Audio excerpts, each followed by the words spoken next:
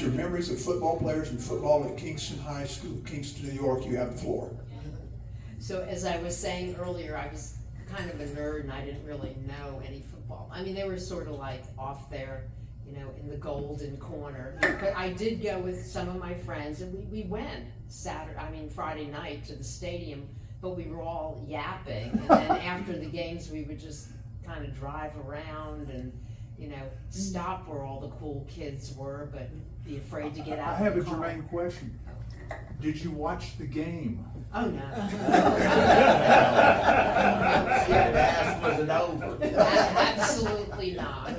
I would, you know, people would be clapping, and I'd be like, "What happened?" And you wouldn't know these people anyway, and I don't even remember their names anyway. So that's my story. I'll be interested to hear your more interesting takes. And I'm finished. Give it up for Sharon, tell us your memories of football players. Sharon, I have a lot of memories of football. Did you date football players? Yes. Oh. She was a cool kid. But before that, we'd go to the games and we'd sneak some rum and we'd go get ices from the Dairy Queen. Oh. And put rum in the high bleachers and all. You were a cool We'd kid. have fun. But I dated Kimsey. Kimsey Hammer. Yeah. Oh, yeah. Right now. He was a football player. And I was good friends with Frank and Tony and Frank Motes. yeah, Frank Mose. He was a Tony quarterback. Edge. Yeah. We were all good friends and hung out together. Great. But that's all. Is that it? High school football player. My name is Kathy Worley. It was Kathy Honey when I went to school. Yeah. I dated Frank Motes for a little while, and not Kimsey.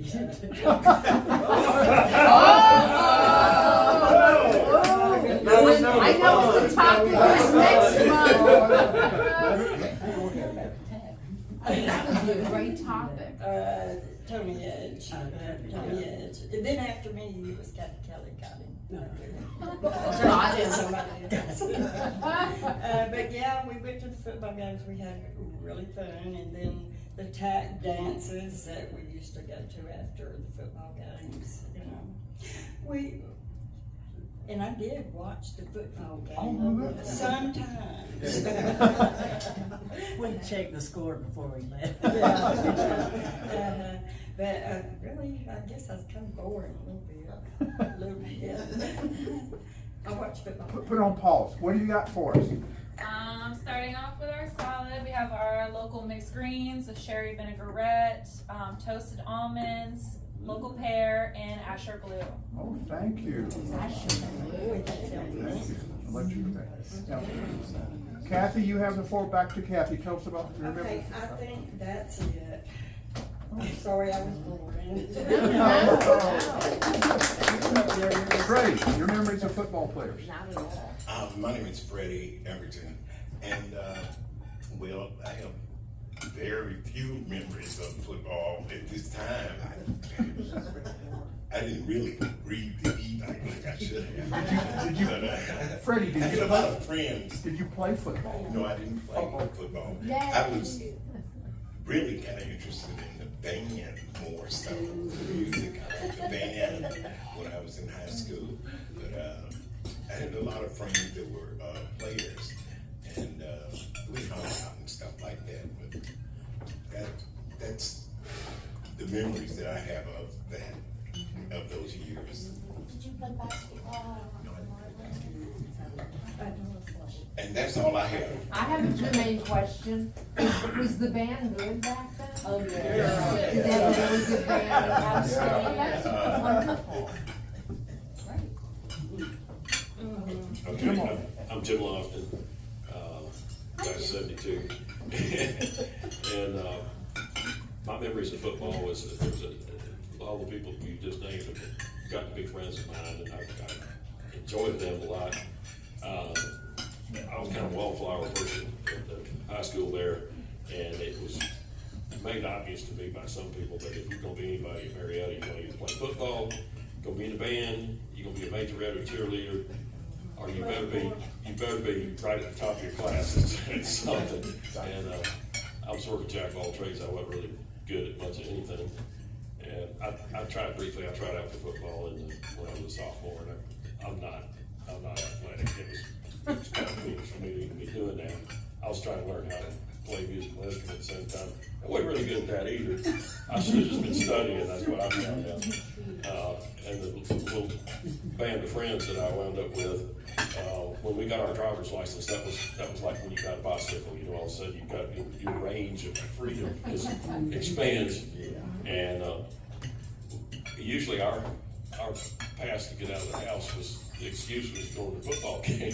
So we go out and ramble around, and sometimes we get into not any kind of trouble, but something besides football game. But we were careful to always be aware of what was going on WFOM radio station, because they always had the games on live. And so we knew wherever we were, if we had the radio on, we could tell not only what the score was, but when the game was over. And we could arrange for our end of our disheveledness to be concluded, and back at Mom's house in an appropriate amount of time. Managed to stay pretty good on that, and retain those friends for a long time. I renewed my friendship with Frank Bumps a couple of times over the years, and I knew him in his last career as a musician and a restorer of all kinds of musical instruments. He was friends with the guys in ZZ Top, and provided them with guitars and amps and backup for a lot of machinery that was long out of production. But in any case, we hated to lose Frank and lost him early. But that's about my extent of what I know about football. Barbara, tell us about your memories of high school football players. I knew some football players. I went to Roswell, or Lofton, close by here. And I graduated in '77, and I didn't really hang out with the jocks. We had several different groups, and the jocks were one of them. And I wasn't, peripheral friends, if you know what I mean. But I did go to the games, and usually somebody had a six-pack of something or other, and we go across the street. Yeah, a six-pack of Coke, that's it. And we go across the street to the cemetery until the game was over. That's about it. I'm done. Robin? Hello, I'm Robin, and my story has been that I moved here in 1969, my freshman year. So when I got dropped into it was in September, and I met some friends, and we would go to the football game. I thought it was, it's like when you hear a song, just I remember being at fall and the band and I didn't know the football players. You knew who the cheerleaders were because they were wearing their cheerleader outfits. Not until I graduated, got my yearbook, looked through there to see who the football players were. But I just didn't know who anybody was. But I knew there was a cheerleader group and a smart people group and the guys that were doing athletics. And then I wasn't in college prep. I went like business. So a lot of the football players' classes would have been probably college prep. So I never really ran into them, but I did just enjoy the atmosphere and watching the game, and the stadium was awesome. And then later, as an adult though, we moved on Cascade Drive, and I could hear every football game. You can hear the music, you can hear the practice. So I think fall is my favorite time of the year because of the Marietta football and the way that brings in those young feelings, And anyway, That's nice. I'm finished. Kathy, glad to have you back. Tell us about your memories of football. Her board are. Well, let's give it up to Kathy. Hey, Kathy, thanks for coming. Yes. Ken, your memories of high school football. Ken Argo, class of '71, but of Douglas County.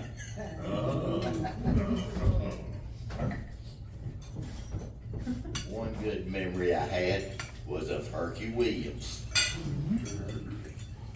And he was at Douglas County, he was also on the golf team, which I was on, and I used to beat him all the time. Well, he got a daggum scholarship for golf. And then he became a representative for country music, and what was that big guy's name? Charlie Dan was one of his representatives. And another thing about Herky, when he went to Marietta, Carol used to do his homework for him.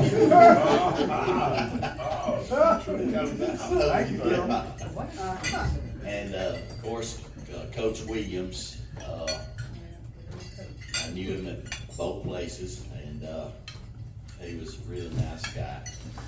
And but the other thing I have of football was Friday Richards. Y'all had scored a touchdown and missed the extra point. Well, we was down there on about the 2-yard line, and they was going for a field goal. Well, the whole crowd on Douglas County side, no, go, go, go, go. So he called the players off, put the offensive back on there, made the touchdown, kicked the extra point, and we beat y'all 7-6. And you remember that? I remember that. and I actually seen Carol there at the game.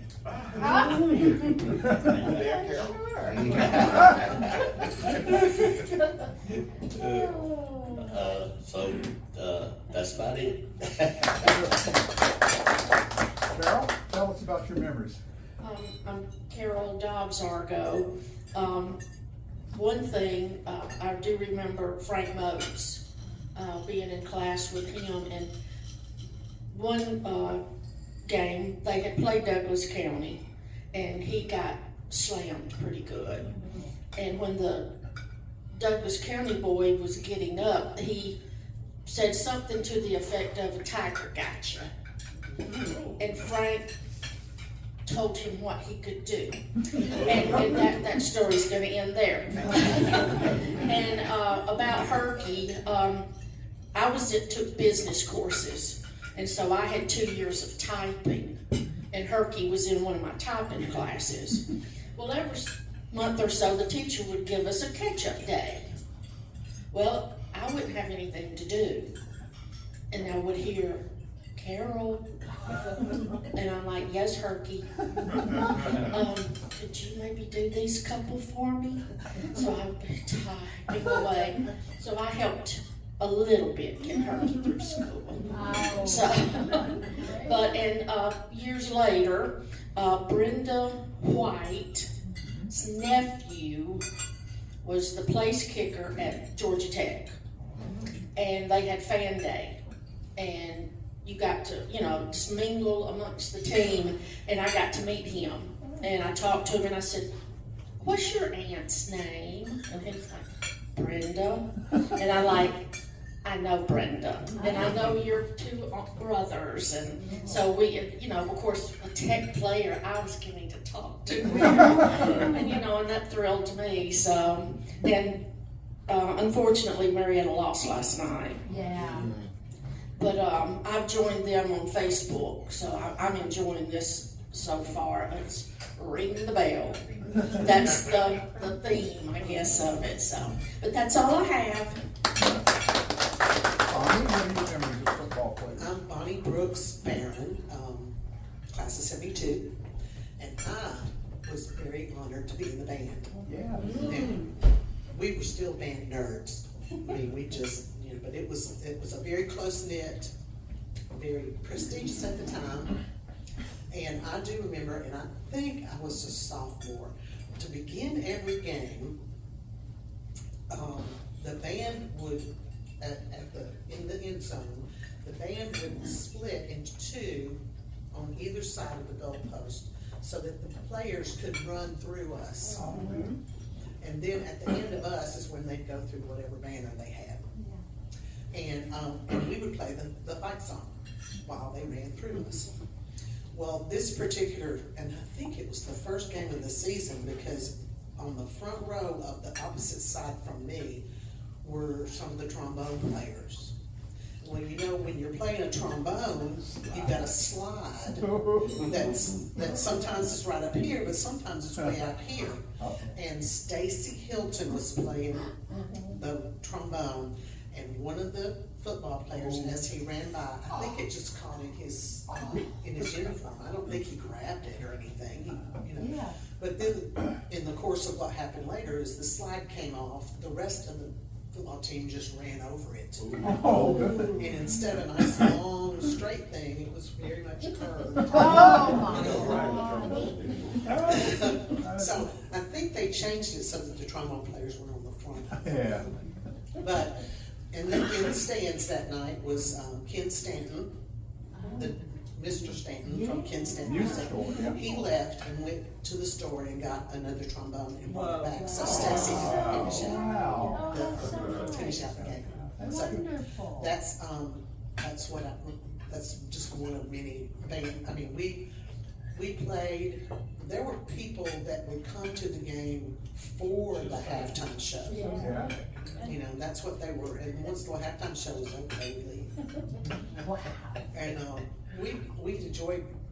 We really loved being in the band. It was hard work, but it was worth it. And I'm trying to think, there was something else I was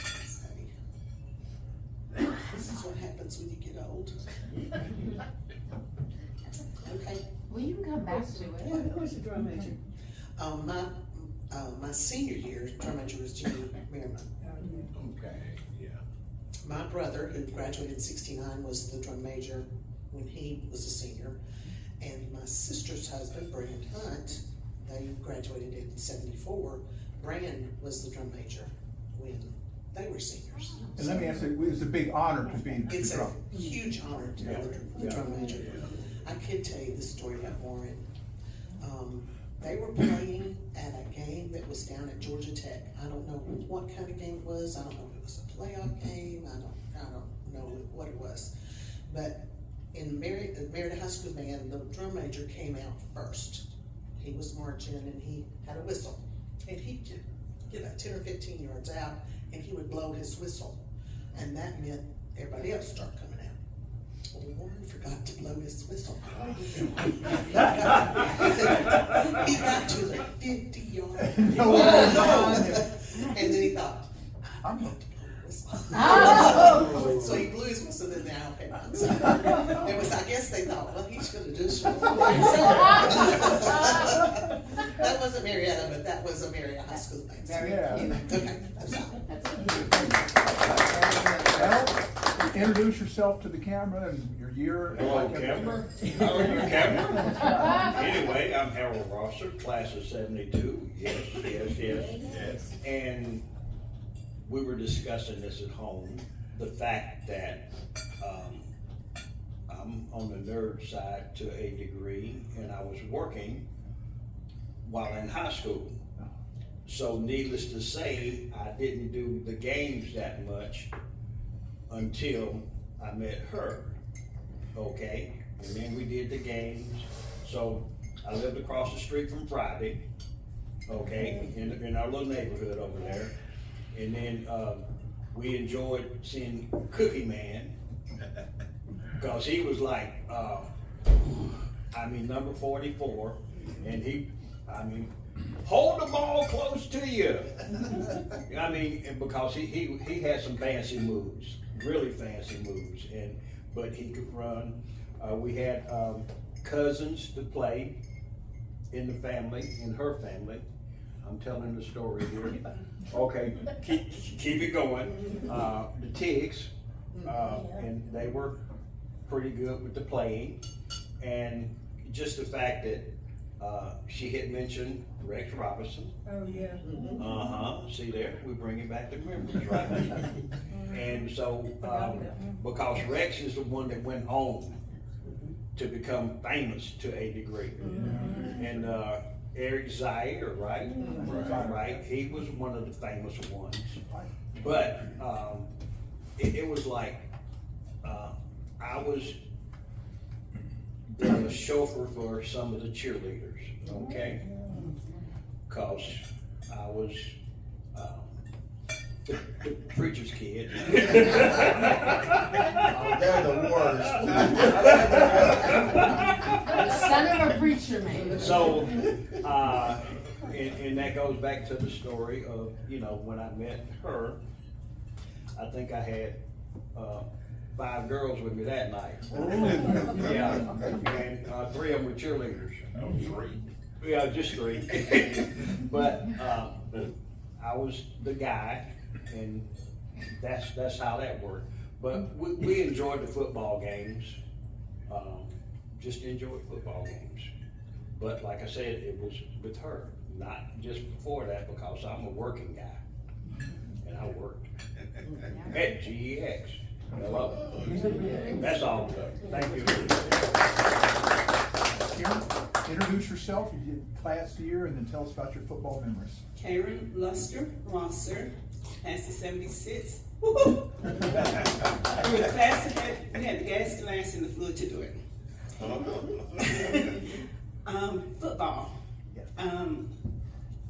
Again, he said Reds Robinson, Andy McCollum. I was not in the football group, but I was with the cheerleaders and the homecoming queen group and all that. I didn't run, but we promoted the homecoming queen and the band. Girl. The band was awesome, and you just wanted to be there for the band. Oh, wow. And you wanted to hear that band play, and if you could be driving and hear the band practicing. Put it on pause. Sorry. What's incoming? This is called Midnight Pasta. Midnight pasta. Yes. It's gonna have garlic, lemon, anchovies, Marzano tomatoes, and breadcrumbs. Midnight because you get up in the middle of the night and find yourself. That's what I was thinking too. Back to you, Karen, you have the floor. Thank you. So my main memory about Rex was because his dad was the police chief, Chief Robinson, and then when I, after school and started to go to work at Marriott, I was in the, went down to security one day, and I was talking to the security, head of security, and I said, "You're Rex's dad?" He said, "Yeah." He said, "You went to Marietta High?" I did. But that was my football. I just enjoyed the games. And yes, I did watch some of them, Joanne. I haven't finished. You watched some of it? I watched it.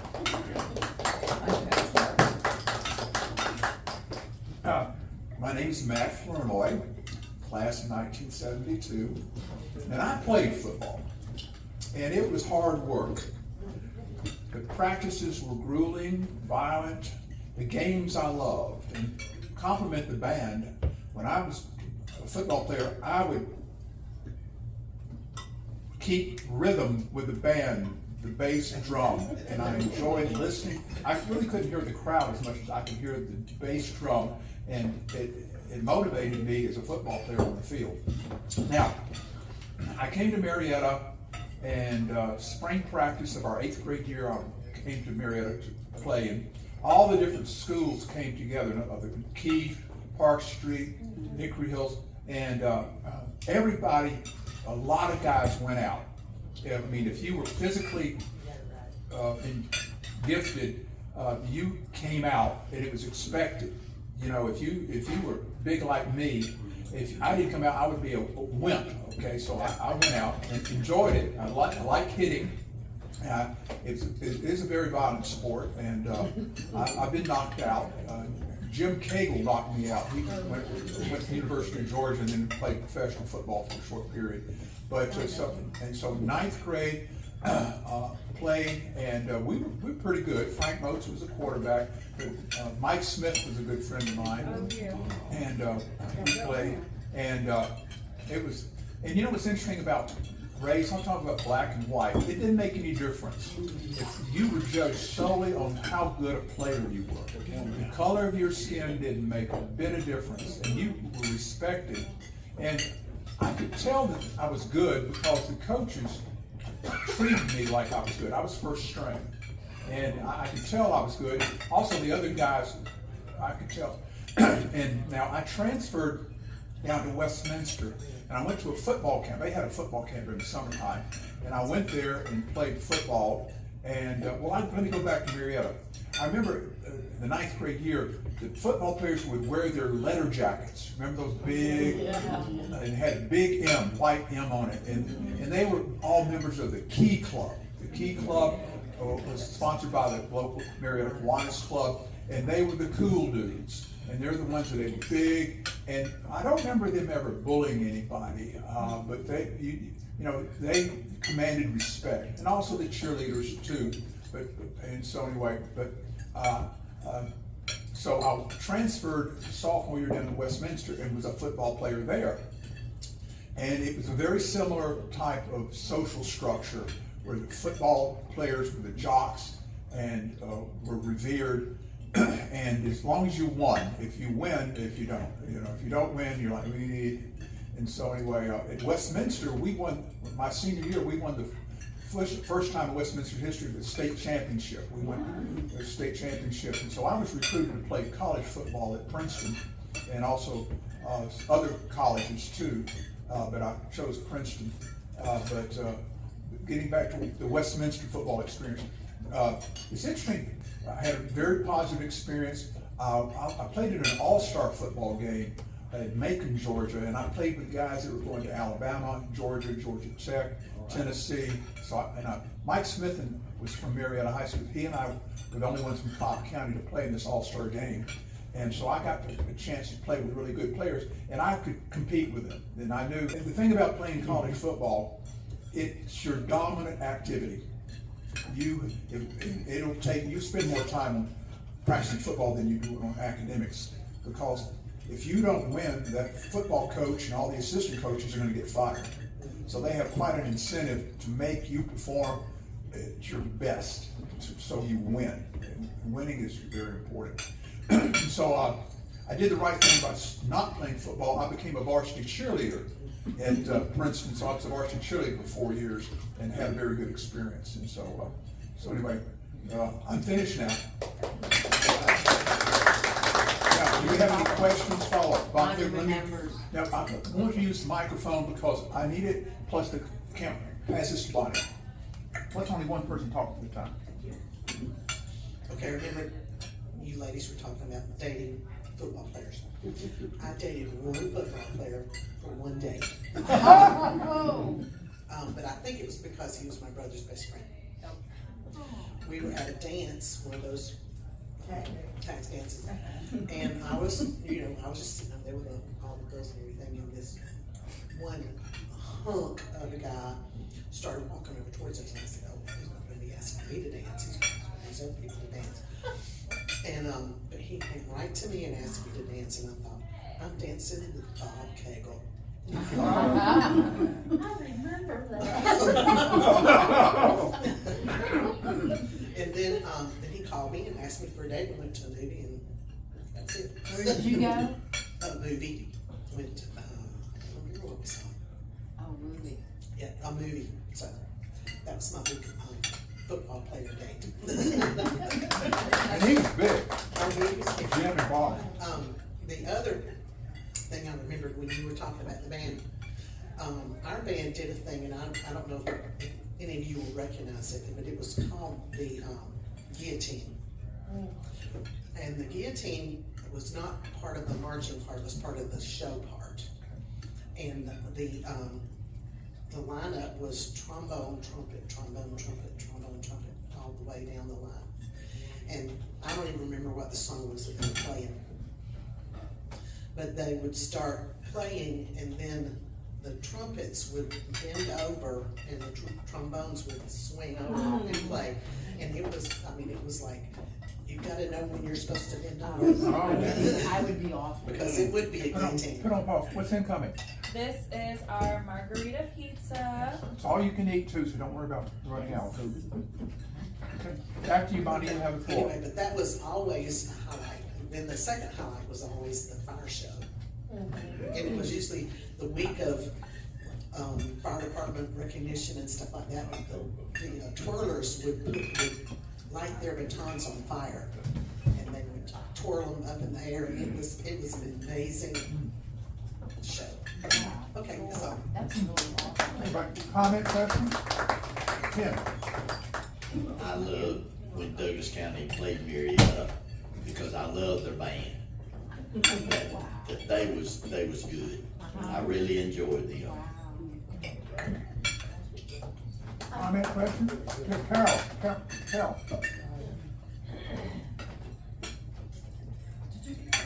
Says Oh, I Andy. don't want to. Jim?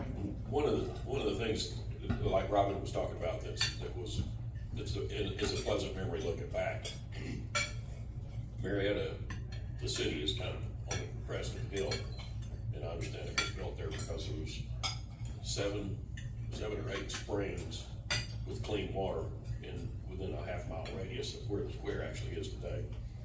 There was a cistern under the I don't remember which side of the square, but 44,000 gallons, whatever, of a stone cistern to save water that was gathered from those springs. Anyway, but back to Marietta being on the crest of the hill, something that's I always enjoyed about being in Marietta when there's a football game going on is the band. And you can, if you're not really making a lot of noise yourself, you can hear the band just about all over town. Oh, yeah. And I always, that does something that kind of pumps you up to hear the band, because like Matt was saying, you can hear that bass drum, and you can always hear the drum corps, when they're really ripping it up. It makes a neat noise, and it's exciting to hear up front and personal at the game, but it takes on another interesting thing, hearing it echoing off through the woods. I've always been fascinated with sounds like that. While I was on the production floor at Lockheed, one of the things that I thought was it was funny how it infected me was if you're up on the mezzanine in B1 building or in the middle of B1 building and somebody's doing heavy riveting somewhere off down the building, it would echo through the building, and it was almost like if you've ever been to a large church and heard a pipe organ play in a large church, a sound that doesn't seem particularly significant, that has the chance to reverberate and echo through a large space. It can take on a little different feel. That's all Robin? I was thinking of this before Carol said, but I do remember, the only football player I remember is I was a freshman, and Jim Cagle walked down the hall. And he was taller, and he just had this calm essence and just this, and he was so cute. We were all being silly, how you be silly. So we're like, ooh, Jim Cagle. But that's the only one I remember.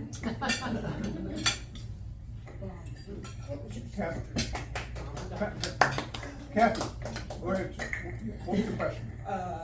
Bonnie, what was your sister's? Donna. Did y'all used to live off of, We lived on Hazel Street, off of Woodlock Avenue. I used to go to church with y'all. Oh, really? Yeah, your dad used to pick me up. And we All right. We did have one. I've done it. Yeah, Bonnie. I have all these band memories coming Sure. to Oh, good. But talking about the drums, and we had such a magnificent drum corps. But before the game, we would all start in the band room, which was a block square away from the stadium. And from there, we would line up and we would come up Wynn Street and then down Polk Street. But the drums would be playing the entire time. Yeah. And that's how we would make our entrance into the stadium. And those drummers were great. That's what I was getting ready to ask you about, was the homecoming parade and the march through town. It was dramatic. Practicing it was fun too. We practiced it on Cleburne and then turn. The worst part of being in the parade was making the turn evenly. Because the person on the inside of the corner Had to slow down. just were pretty much marching in place. And then every person along the way would have to This one had to go a little bit more, and we went more, and the one on the outside was taking big strides. Get it, get it. To get it in a smooth turn around them, so we practiced that, around the stadium. You had to have rhythm.